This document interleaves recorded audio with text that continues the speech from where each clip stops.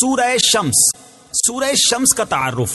مقام نزول. سورہ شمس مکہ مکرمہ میں نازل ہوئی ہے. آیات، کلمات اور حروف کی تعداد. اس سورت میں 1 رکوع، 15 آیتیں، 54 کلمے اور 247 حروف ہیں. شمس نام رکھنے کی وجہ، سورج کو عربی میں شمس کہتے ہیں اور اس سورت کی پہلی آیت میں سورج کی قسم ارشاد فرمائی گئی. اس مناسبت سے اسے سورہ شمس کہتے ہیں. سورہ شمس سے متعلق احادیث.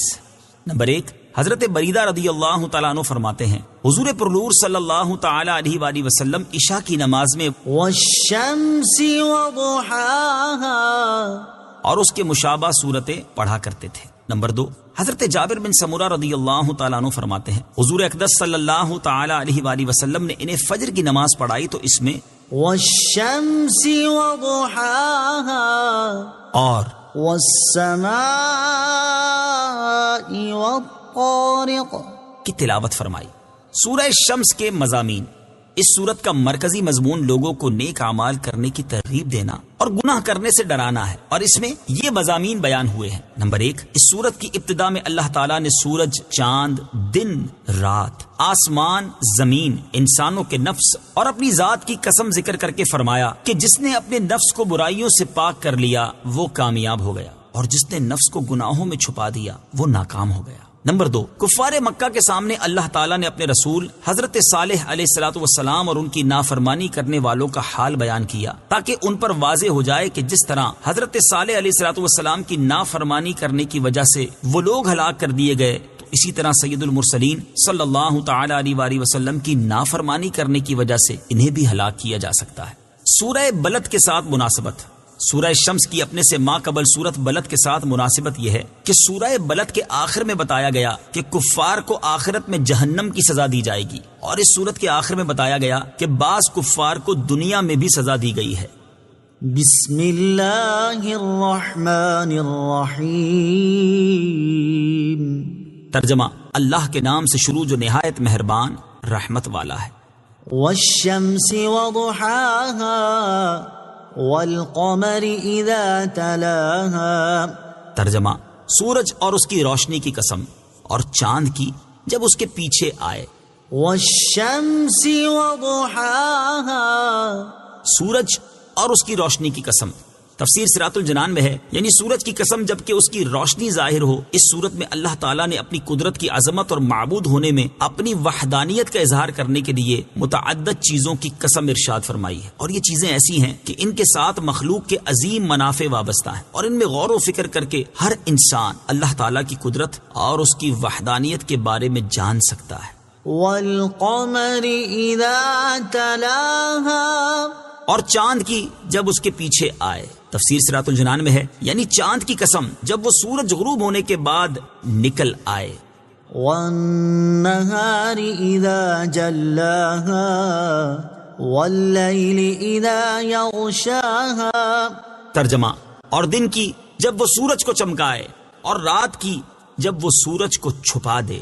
والنہار اذا جلاها، اور دن کی جب وہ سورج کو چمکائے. تفسیر صراط الجنان میں ہے اس آیت کا ایک معنی یہ ہے کہ دن کی قسم جب وہ سورج کو خوب واضح کر دے، کیونکہ دن سورج کے نور کا نام ہے، تو جتنا دن زیادہ روشن ہوگا اتنا ہی سورج کا ظہور زیادہ ہوگا، کیونکہ اثر کی قوت اور اس کا کمال اثر کرنے والے کی قوت اور کمال پر دلالت کرتا ہے، لہٰذا دن سورج کو ظاہر کر دیتا ہے. دوسرا معنی یہ ہے کہ دن کی قسم جب دن دنیا کو یا زمین کو روشن کر دے یا رات کی تاریکی کو دور کر دے. واللیل اذا یغشاها، اور رات کی جب وہ سورج کو چھپا دے. تفسیر صراط الجنان میں ہے اس آیت کا ایک معنی یہ ہے کہ رات کی قسم جب وہ سورج کو چھپا دے اور آسمان کے کنارے ظلمت و تاریکی سے بھر جائیں. دوسرا معنی یہ ہے کہ رات کی قسم کہ جب رات دنیا کو چھپائے. یہاں تک جو 4 چیزیں بیان ہوئیں یہ سب در حقیقت سورج کے 4 اوصاف ہیں، کیونکہ سورج کے وجود سے ہی دن ہوتا ہے اور روشنی خوب واضح ہو جاتی ہے، اور سورج کی غروب ہونے سے ہی رات ہوتی ہے، اور اس کے بعد چاند نکل آتا ہے. اور جو شخص سورج میں تھوڑا سا بھی غور کرے گا اور دل کی آنکھ سے اس کی بناوٹ اور تخلیق وغیرہ کا مشاہدہ کرے گا تو وہ اس کے خالق کی عظمت کو جان لے گا. والسماء وما بناها، والأرض وما طحاها. ترجمہ، اور آسمان اور اس کے بنانے والے کی قسم، اور زمین اور اس کے پھیلانے والے کی قسم. والسماء وما بناها. اور آسمان اور اس کے بنانے والے کی قسم. تفسیر صراط الجنان میں ہے، یعنی آسمان کی قسم اور اس کی قسم جس نے اسے انتہائی بڑا اور نہایت بلند بنایا ہے، اور اسے بنانے والا اللہ تعالی ہے. والأرض وما طحاها. اور زمین اور اس کے پھیلانے والے کی قسم. تفسیر صراط الجنان میں ہے، یعنی زمین کی قسم اور اس کی قسم جس نے اسے پانی پر پھیلایا تاکہ زمین پر موجود جانداروں کے لیے اس پر زندگی گزارنا ممکن ہو. ونفس وما سواها فألهمها فجورها وتقواها. ترجمہ، اور جان کی اور اس کی جس نے اسے ٹھیک بنایا، پھر اس کی نافرمانی اور اس کی پرہیزگاری کی سمجھ اس کے دل میں ڈالی. ونفس وما سواها.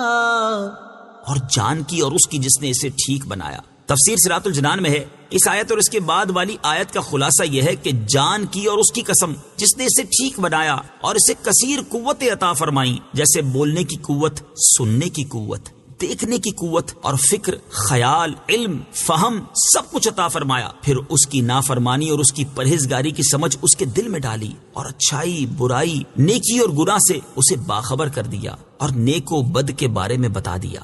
نبی اکرم صلی اللہ تعالی علیہ وآلہ وسلم کی ایک دعا حضرت عبداللہ ابن عباس رضی اللہ تعالی عنہما سے مروی ہے کہ جب رسول اللہ صلی اللہ تعالی علیہ وآلہ وسلم تلاوت کرتے ہوئے ان آیات ونفس وما سواها فألهمها فجورها وتقواها پر پہنچتے تو رک جاتے، پھر فرماتے اللہم آت نفسی تقواها وزکها انت خیر من زکاها انت ولیها ومولاها. یعنی اے اللہ میرے نفس کو تقوی عطا فرما، اس کو پاکیزہ کر، تو سب سے بہتر پاک کرنے والا ہے، تو ہی اس کا ولی اور مولا ہے. قد افلح من زکاها وقد خاب من دساها. ترجمہ، بے شک جس نے نفس کو پاک کر لیا وہ کامیاب ہو گیا، اور بے شک جس نے نفس کو گناہوں میں چھپا دیا وہ ناکام ہو گیا. قد افلح من زکاها. بے شک جس نے نفس کو پاک کر لیا وہ کامیاب ہو گیا. تفسیر صراط الجنان میں ہے، اللہ تعالیٰ نے اس سے پہلی آیات میں چند چیزوں کی قسمیں ذکر کر کے اس آیت اور اس کے بعد والی آیت میں فرمایا کہ بے شک جس نے اپنے نفس کو برائیوں سے پاک کر لیا وہ کامیاب ہو گیا، اور بے شک جس نے اپنے نفس کو گناہوں میں چھپا دیا وہ ناکام ہو گیا. نفس کو برائیوں سے پاک کرنا کامیابی کا ذریعہ ہے. اس سے معلوم ہوا کہ اپنے نفس کو برائیوں سے پاک کرنا کامیابی حاصل کرنے کا ذریعہ، اور اپنے نفس کو گناہوں میں چھپا دینا ناکامی کا سبب ہے. اور نفس برائیوں سے اسی وقت پاک ہو سکتا ہے جب اللہ تعالیٰ اور اس کے حبیب صلی اللہ تعالی علیہ وآلہ وسلم کی اطاعت کی جائے. اور اطاعت کرنے والوں کے بارے میں اللہ تعالیٰ ارشاد فرماتا ہے وَمَن يُطِعِ اللَّهَ وَرَسُولَهُ وَيَخْشَ اللَّهَ وَيَتَّقْهِ فَأُولَئِكَ هُمُ الْفَائِزُونَ. ترجمہ، اور جو اللہ اور اس کے رسول کی اطاعت کرے اور اللہ سے ڈرے اور اس کی نافرمانی سے ڈرے تو یہی لوگ کامیاب ہیں. اور ارشاد فرماتا ہے وَمَن يُطِعِ اللَّهَ وَرَسُولَهُ فَقَدْ فَازَ فَوْزًا عَظِيمًا. ترجمہ، اور جو اللہ اور اس کے رسول کی فرما برداری کرے اس نے بڑی کامیابی پائی. لہٰذا جو شخص حقیقی کامیابی حاصل کرنا اور ناکامی سے بچنا چاہتا ہے اسے چاہیے کہ اللہ تعالیٰ اور اس کے پیارے حبیب صلی اللہ تعالی علیہ وآلہ وسلم کی اطاعت کر کے اپنے نفس کو برائیوں سے پاک کرے. كذبت ثمود بطغواها إذ انبعث أشقاها فقال لهم رسول الله ناقة الله وسقياها فكذبوه فعقروها فدمدم عليهم ربهم بذنبهم فسواها ولا يخاف عقباها۔ ترجمہ: قوم ثمود نے اپنی سرکشی سے جھٹلایا جس وقت ان کا سب سے بڑا بدبخت آدمی اٹھ کھڑا ہوا تو اللہ کے رسول نے ان سے فرمایا اللہ کی اونٹنی اور اس کی پینے کی باری سے بچو، تو انہوں نے اسے جھٹلایا، پھر اونٹنی کی کوچے کاٹ دیں تو ان پر ان کے رب نے ان کے گناہ کے سبب تباہی ڈال کر ان کی بستی کو برابر کر دیا اور اسے ان کے پیچھا کرنے کا خوف نہیں۔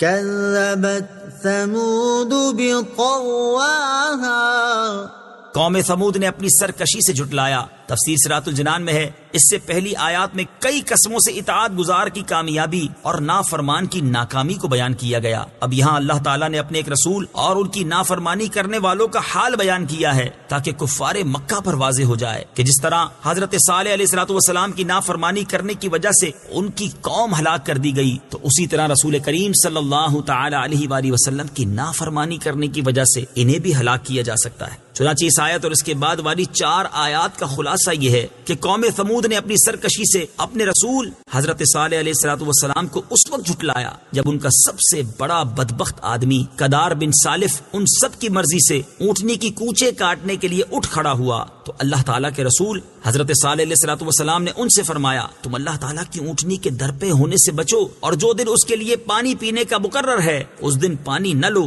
تاکہ تم پر عذاب نہ آئے۔ تو انہوں نے حضرت صالح علیہ الصلوۃ والسلام کو جھٹلایا، پھر اونٹنی کی کوچے کاٹ دی تو ان پر ان کے رب عز و جل نے ان کے اس گناہ کے سبب تباہی ڈال کر اور ان کی بستی کو برابر کر کے سب کو ہلاک کر دیا اور ان میں سے کوئی باقی نہ بچا، اور اللہ تعالیٰ کو ان کا پیچھا کرنے کا خوف نہیں جیسا بادشاہوں کو ہوتا ہے، کیونکہ وہ سب بادشاہوں کا بادشاہ ہے، وہ جو چاہے کرے اور کسی کو اس کے آگے دم مارنے کی مجال نہیں۔ ولا يخاف عقباها، اور اسے ان کے پیچھا کرنے کا خوف نہیں۔ تفسیر صراط الجنان میں ہے بعض مفسرین نے اس آیت کے معنی یہ بھی بیان کیے ہیں کہ حضرت صالح علیہ الصلوۃ والسلام کو ان میں سے کسی کا خوف نہیں کہ عذاب نازل ہونے کے بعد وہ انہیں ایذا پہنچا سکے۔ صدق اللہ العظیم۔